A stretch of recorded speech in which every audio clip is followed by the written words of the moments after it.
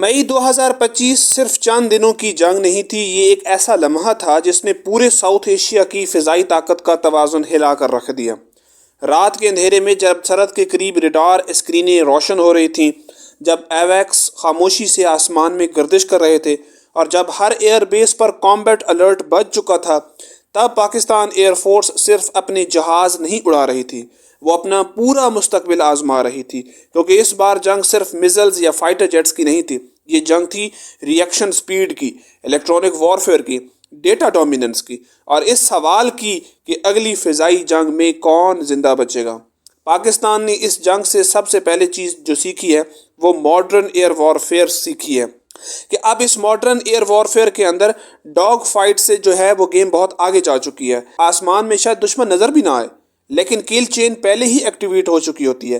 مئی 2025 کے دوران Pakistan air force نے جس طرح radar networks, electronic jamming, airborne surveillance اور کوآرڈینیٹڈ رسپانس استعمال کیا، اس نے ایک بات واضح کر دی ہے کہ پاکستان اب صرف ڈیفینسو ایئر فورس نہیں رہا، بلکہ اب ایک network centric combat force بننے کی کوشش کر رہا ہے، اور یہی وہ تبدیلی ہے جس نے بھارتی پلانرز کو بھی مجبور کیا کہ وہ اپنی پوری ڈاکٹرائن کو دوبارہ دیکھیں۔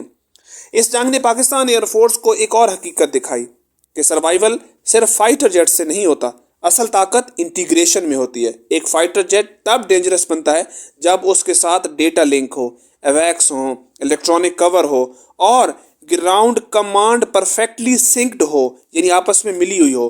یہی وجہ ہے کہ جنگ کے دوران پاکستان نے اپنی پوری توجہ صرف نئے جیٹس خریدنے پر نہیں رکھی، بلکہ پائلٹ کی کوآرڈینیشن پر، بیٹل نیٹ ورکنگ اور اے آئی اسسٹڈ کامبیٹ جو سینیریو ہے اس پر، اور اس کے ساتھ ساتھ انٹیگریٹڈ رسپانس سسٹم پر بڑھا دی ہے، کیونکہ فیوچر وار میں جو پہلے دیکھے گا وہی پہلے مارے گا۔ اور شاید سب سے اہم چیز کانفیڈنس جو اس جنگ کے دوران پاکستان ایئر فورس نے سیکھا ہے۔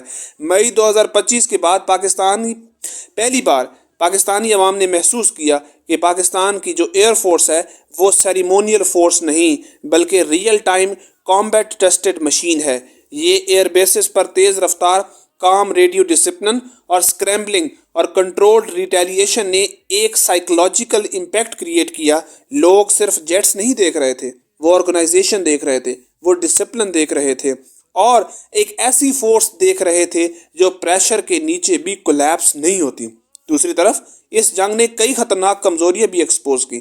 پاکستان نے محسوس کیا کہ اگر جنگ چند دن مزید بڑھ جاتی تو اسپیئر پارٹس کی سسٹینیبلٹی، ایمونیشن کی سسٹینیبلٹی اور اس کے ساتھ ساتھ الیکٹرانک وارفیئر انوینٹری اور ایئر ڈیفنس لیئرنگ کتنی کریٹیکل ہو سکتی تھی۔ یہی وجہ ہے کہ جنگ کے بعد خاموشی سے ماڈرنائزیشن پروگرام کو تیز کیا گیا، کیونکہ اب مسئلہ صرف جنگ جیتنے کا نہیں بلکہ طویل جنگ سروائیو کرنے کا ہے۔ اور پھر آتا ہے ڈرون وارفیئر۔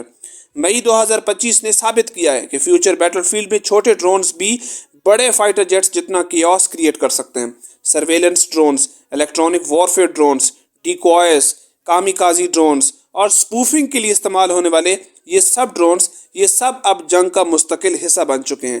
پاکستان نے اس کانفلکٹ کے بعد ڈرون انٹرسیپشن اور اینٹی ڈرون سسٹمز یا کاؤنٹرنگ جو یو اے وی سسٹم ہیں ان پر اپنی توجہ کئی گنا بڑھا دی ہے، کیونکہ اگلی جنگ شاید رن ویز پر میزل سے نہیں بلکہ ہزاروں ایٹونومس سسٹم سے شروع ہو۔ اس جنگ کا ایک خاموش مگر بہت بڑا نتیجہ چائنا پاکستان ملٹری کوآرڈینیشن میں بھی نظر آیا، کیونکہ جب بیٹل فیلڈ میں western systems, Russian origin system اور چائنیز ٹیکنالوجی ایک ہی انوائرمنٹ میں آپریٹ کر رہی ہو تو ہر مشن انٹیلیجنس جنریٹ کرتا ہے، اور ہر ریڈار لاک اور ہر الیکٹرانک سگنیچر ہر فیوچر پلاننگ اور ایریل منور کا حصہ بنتا ہے۔ یہی وجہ ہے کہ مئی 2025 صرف ایک ریجنل کانفلکٹ نہیں تھا بلکہ ایک لائیو لیبارٹری تھی جہاں فیوچر ایئر وارفیئر ٹیسٹ ہو رہی تھی۔ لیکن شاید سب سے ایموشنل منظر وہ تھے جو کیمراز نے نہیں دکھائے، وہ پائلٹس جو کئی گھنٹے کامبیٹ ریڈینس میں بیٹھے رہے، وہ گراؤنڈ کریوز جو رات بھر انجنز پریپیئر کرتے رہے، وہ فیملیز جو ہر ٹیک آف کے بعد خاموشی سے دعا کرتی رہی، کیونکہ فضائی جنگ میں ایک سیکنڈ کی غلطی پورا شہر بدل سکتی ہے۔ اور یہی پریشر پاکستان ایئر فورس نے پہلی بار اتنے بڑے اسکیل پر محسوس کیا۔ اس جنگ نے پاکستان کو یہ بھی سکھایا ہے کہ نیریٹو وارفیئر بھی میزل وارفیئر جتنی ڈینجرس ہو سکتی ہے۔ سوشل میڈیا، اے آئی جنریٹڈ پروپیگنڈا، لیکڈ فوٹیجز اور سیٹلائٹ امیجریز، یہ ساری چیزیں بھی اب بیٹل فیلڈ کا حصہ ہیں۔ ایک فیک کلپ بھی پبلک میں پینک کریٹ کر سکتی تھی، اس لیے فیوچر کانفلکٹس میں صرف پائلٹس نہیں، انفارمیشن وارئرز بھی ایکولی اہم ہوں گے۔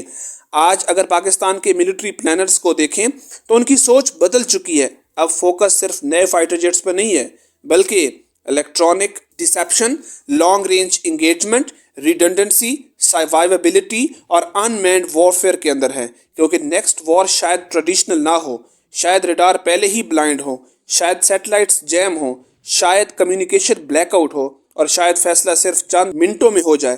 مئی 2025 نے پاکستان ایئر فورس کو ایک چیز بہت واضح کر دی ہے کہ فیوچر کی جنگیں بریوری سے نہیں جیتی جائیں گی، بلکہ speed of decisions, battle field awareness اور ٹیکنالوجیکل اڈیپٹیشن سے جیتی جائیں گی۔ اور ساؤتھ ایشیا اب ایک ایسے دور میں داخل ہو چکا ہے جہاں ایک چھوٹی مس کیلکولیشن بھی پورے خطے کو آگ میں دھکیل سکتی ہے۔